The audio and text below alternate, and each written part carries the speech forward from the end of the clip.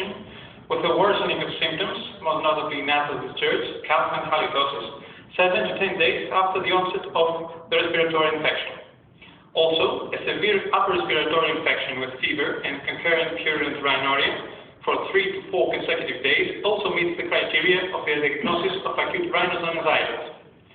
And we know that acute bacterial rhinosinusitis complicates about 5 to 10% of upper respiratory infections.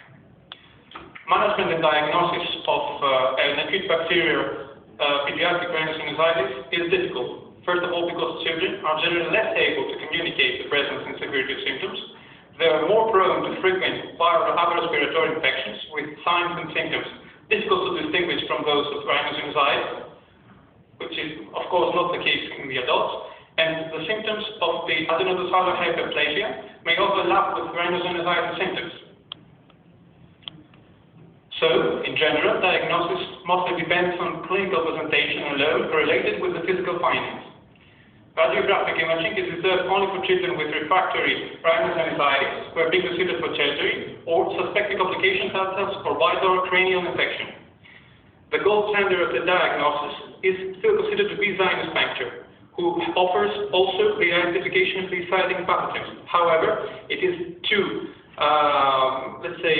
interventional for children. It's also too interventional for adults, but it's even worse in children. The microbiology of acute sinusitis is about the same with otitis media.